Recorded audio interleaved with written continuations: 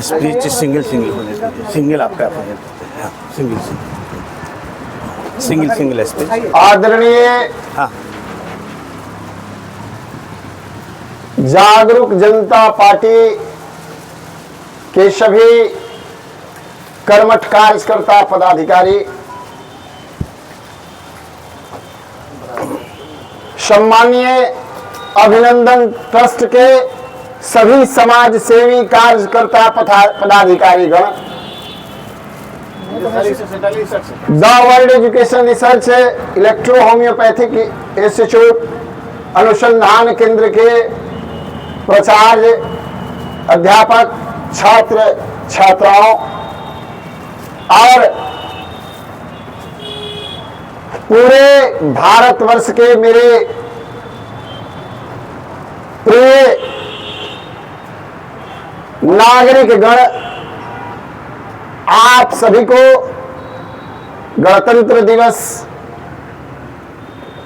के इस पावन पवित्र शुभ अवसर पर जो देश में ही नहीं भारत के प्रति विदेश में रह करके भी श्रद्धा और प्रेम रखने वाले शुभ चिंतक मित्रों, आप सभी को इस भारत की गणतंत्र दिवस की हार्दिक शुभकामनाएं और बधाई देता हूं। आज 26 जनवरी को जो गणतंत्र दिवस का यह झंडारोहण कार्यक्रम है, यह साबित करता है कि देश में यह देश सत्ता में बैठे लोगों की नहीं है, यह देश बल्कि संविधान का है, इस देश के लोगों का है और संविधान ही इसकी मालिक है। सत्ता में बैठे लोग आज हैं और कल नहीं रहेंगे। और मैं आपको बताना चाहता हूं, यह देश की हालात भी जिस स्तर पर पहुंची है, जो यह संविधान है, इस संविधान को कागज पर तो रखने का प्रयास किया गया है, लेकिन जमीन पर यह संविधान लगता है कि अपनी अंतिम सांस ले रही है। इस संविधान को लचर बनाया जा रहा है और इसके माध्यम से इस देश के लोगों में प्रेम की जो भावना थी उसे तोड़कर आपस में लड़ाने की एक रंजिश चल रही है। यूं कहें कि इस भारत देश को कई एक टुकड़े में बांटने की प्रयास कर रही है यह सरकार जो अभी सत्ता में बैठी हुई है। कभी धर्म के नाम पर वोट ले लेती है, धर्म के नाम पर इस देश के लोगों को लड़ाया जा रहा है, जाति के नाम पर इस देश के लोगों को लड़ाई जा रही है, प्रेम, भाईचारा, एकता, अखंडता को खंडित किया जा रहा है, राष्ट्रभक्ति की बात की जा रही है और देशद्रोह जैसे काम किए जा रहे हैं। नारा लगाया जाता है जिसकी जितनी जनसंख्या भारी उसकी उतनी हिस्सेदारी। यह कभी भी लोकतंत्र स्वीकार नहीं करता। क्या यही लोकतंत्र है? इस देश में धर्म के नाम पर, सनातन के नाम पर वोट लिए जा रहे हैं और उसी सनातन के रखवाले जो देश गुलामी से बाहर हुआ लेकिन धर्म कभी गुलाम नहीं हुआ। मनुष्य का आचरण, रहन सहन, संस्कृति, उनकी अपनी पद्धतियां, उनका धर्म, उनका कर्म, उनका व्यवहार, यही मनुष्यता है और इसी आधार पर समाज में रहने वाले लोग किसी ग्राम, किसी पंचायत, किसी जिला, किसी राज्य और किसी राष्ट्र की स्थापना करते हैं। समाज को संचालित करने की व्यवस्था एक राष्ट्र के माध्यम से, एक संविधान के माध्यम से राष्ट्र बना करके और संचालित की जाती है। लेकिन धर्म तो धर्म है, इसकी कोई सीमा नहीं। और हम उसी धर्म को मानने वाले भारत में बैठे हुए लोग हैं, भारत में रहने वाले लोग हैं जो पूरे विश्व को अपना भाई मानते हैं, विश्व की कल्याण की बात करते हैं। लेकिन स्थितियां आज विपरीत है कि धर्म के नाम पर यहां वोट तो ले ली जाती है, लेकिन सनातन के नाम पर वोट लेने के बाद, हिंदू के नाम पर वोट लेने के बाद हमारे साधु संत महंत महात्मा सन्यासी और बाल ब्रह्मचारियों के चोटी खींच करके उसे अपमानित किया जाता है, मारा जाता है। अभी हमारे धर्म के प्रधानमंत्री, राष्ट्रपति, हमारे धर्म के रक्षक, हमारे शंकराचार्य जी आज भी प्रयागराज में धरने पर बैठे हुए हैं। और यह सत्ता में बैठे हुए लोग जो धर्म के नाम पर सत्ता में आए हैं, वह उन्हें अप्रत्यक्ष रूप से ये स्वयं कारणेमी है जो सत्ता में बैठे हुए लोग हैं। और हमारे धर्म के वाहक, रक्षक, प्रतीक, आस्था और हमारे राष्ट्रपति कहिए, संवैधानिक स्तर पर जो धर्म के राष्ट्रपति हैं, उनको लोग कालनेमी कहने का जुर्रत कर रहे हैं। देश का प्रधानमंत्री महाराष्ट्र में खुले मन से कहते हैं कि मिथ्या भरी बातें हैं, ये रामायण महाभारत, ये काल्पनिक मात्र एक पात्र है। बजरंग बली का एक तिरंगी जो पतंग होता है उस पर फोटो लगा के अपना नीचे फोटो लगाते हैं और उड़ाते हैं विदेश में। कहते हैं कि अब हनुमान जी और राम जी को कार्टून में ढिसुम कराने की जरूरत है। यह हमारे आस्था के साथ खिलवाड़ करने वाले लोग, इसका मतलब साफ है कि मन में छुरी और बगल में राम, ऊपर ऊपर राम राम और भीतर से कसाई का। ये जो बात पहले से मैं कहता था इन लोगों के चाल चरित्र को देखते हुए, जो कहता है कि जो अपने लोगों का नहीं वो दूसरे का क्या होगा, जो अपने बाप का नहीं वो आपका कैसे होगा। लाल कृष्ण आडवाणी और उन जैसे कितने भी उनके समक्ष रहने वाले लोग की जो दुर्दशा है वह आप सब देख सकते हैं। और वैसे लोग पर लोग विश्वास करके बैठे हुए हैं। हमारे धर्म का अपमान हो रहा है, संविधान को लाचार किया जा रहा है, संविधान मजबूरी में घुट घुट के जी रहा है। और उसी संविधान के नाम पर शिक्षा न्याय की बात करने के बाद, शिक्षा को मजबूत करने के नाम पर इस देश के एक खास वर्ग को लाचार किया जा रहा है, मजबूर किया जा रहा है, उसकी भावनाओं को बांधी जा रही है, उसे गुलामी की जंजीर में जकड़ने का प्रयास किया जा रहा है।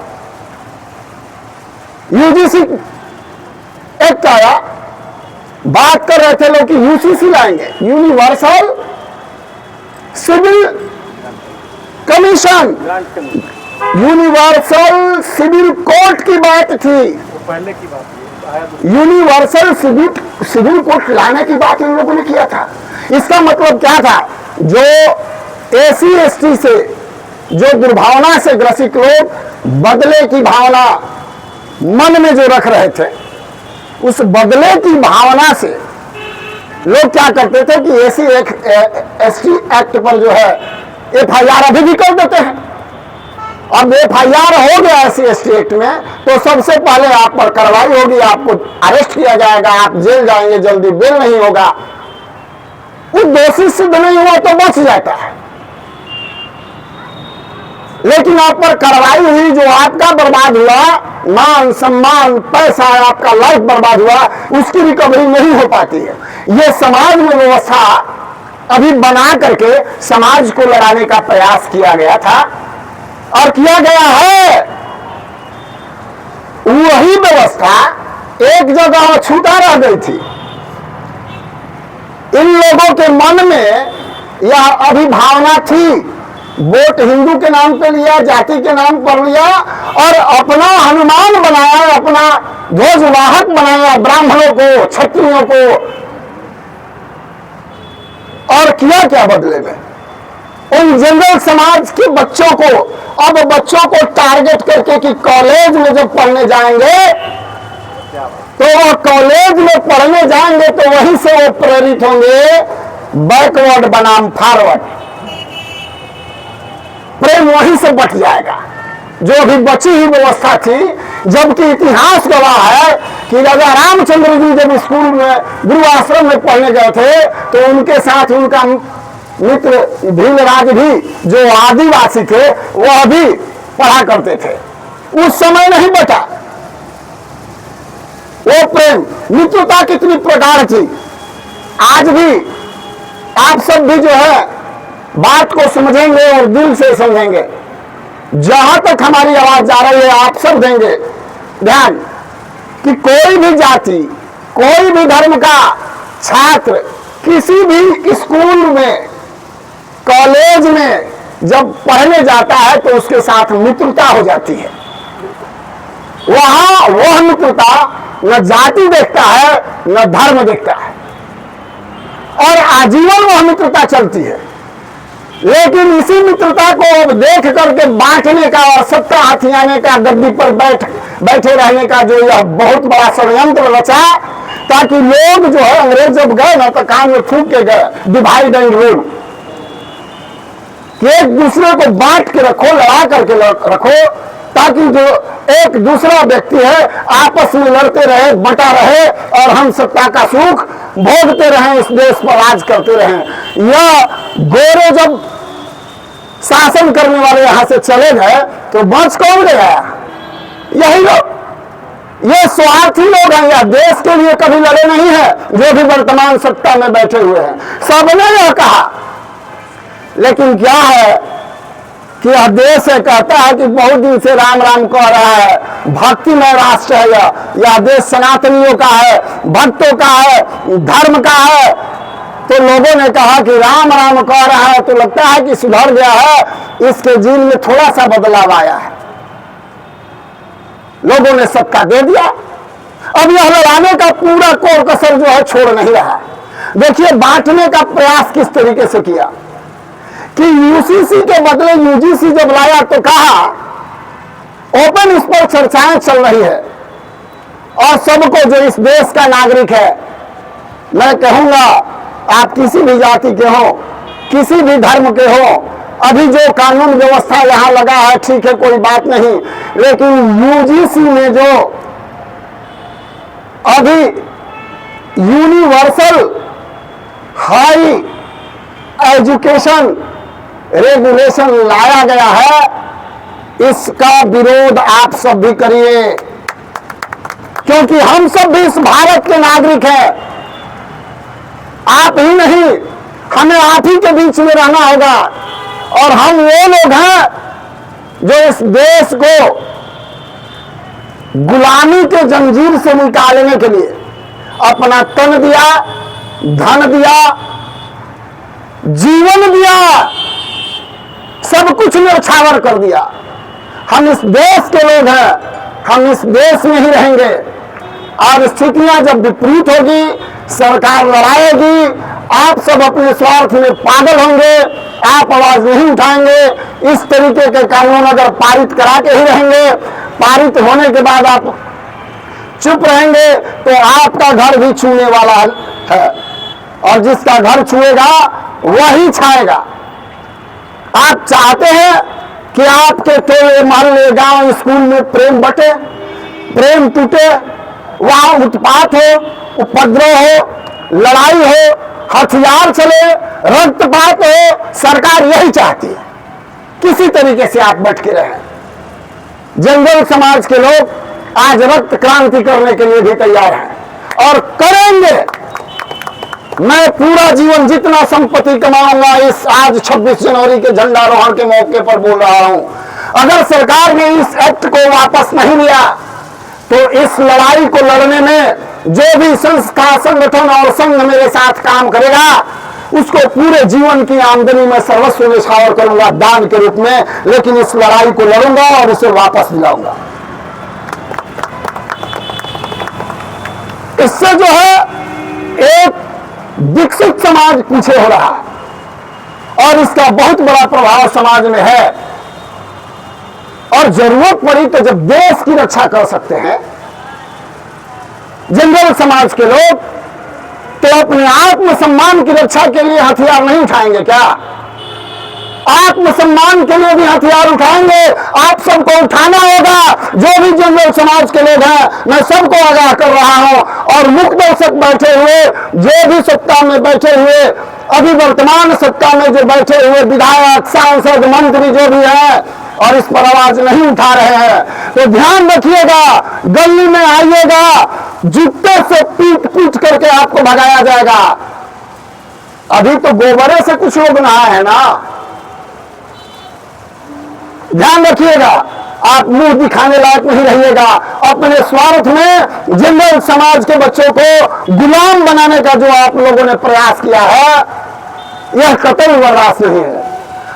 न्याय सबके लिए बराबर है, लोकतंत्र और संविधान सबके लिए बराबर है और सबके लिए बराबर होनी चाहिए। मैं कभी ये नहीं कहता, भारत देश का कोई भी नागरिक कभी ये नहीं कहता कि किसी भी गरीब, दलित, शोषित, पीड़ित, अकलियतों के साथ अन्याय हो।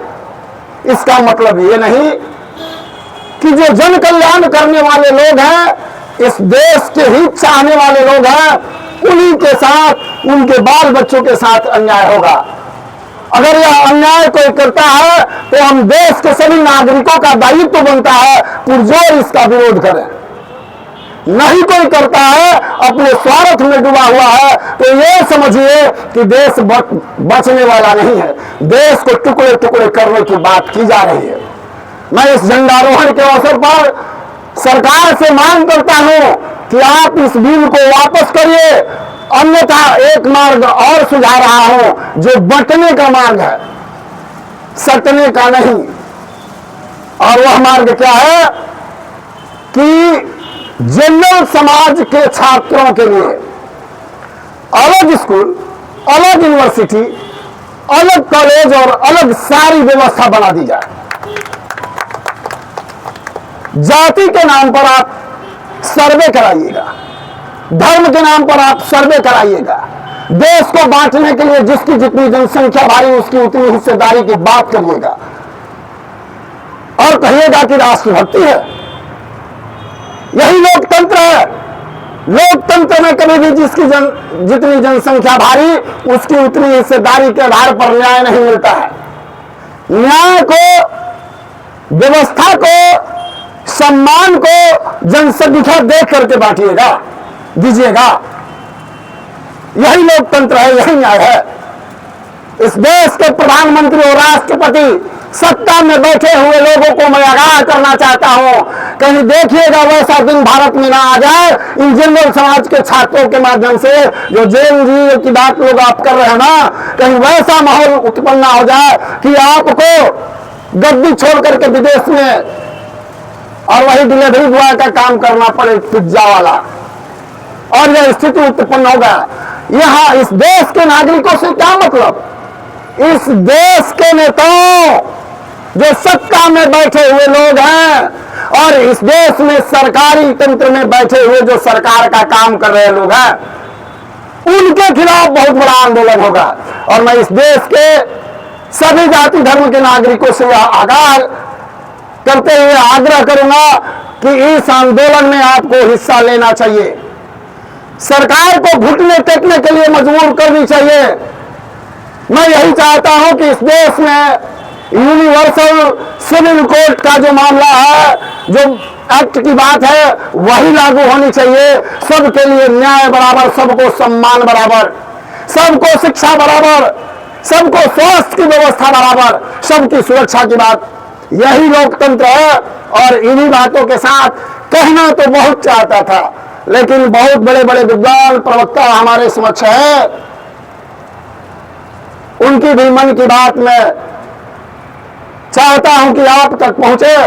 इसलिए चंद शब्दों में, जब देश की बात आएगी, संविधान की बात आएगी, कानून की बात आएगी, तो हमारे सर्वोच्च पद पर बैठे हुए कौन है? राष्ट्रपति और प्रधानमंत्री, मुख्यमंत्री, राज्यपाल। इनके द्वारा लिखी पढ़ी संविधान सभा में पारित किया गया व्यवस्था जो होगा विधानसभा लोकसभा में, वह मान्य होगी। लेकिन धर्म के मामले पर जब भी बात होगा तो हमारे देश के शंकराचार्य की ही बात मानी जाएगी। कोई जनरल की बात नहीं मानी जाएगी, कोई मठाधीश की बात नहीं मानी जाएगी, किसी पीठ की स्पेशल बात नहीं मानी जाएगी। जब भी बात मानी जाएगी धर्म के मामले में तो शंकराचार्य की बात मानी जाएगी।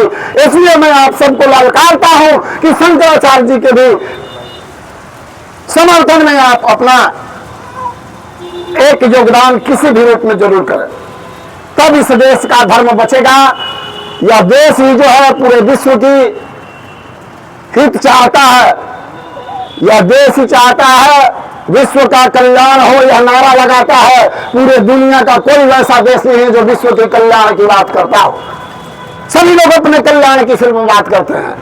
इन शब्दों के साथ मैं आप सबको एक बार चंदन वंदन अभिनंदन करते हुए डॉक्टर मिथिलेश चौबे आप सभी को नमस्कार प्रणाम करते हुए इस मंच से जो देश विदेश और यहाँ वर्तमान में उपस्थित हैं और जो सुन रहे हैं सभी को प्रणाम करता हूँ। इन शब्दों के साथ जय हिंद, जय भारत, भारत माता की।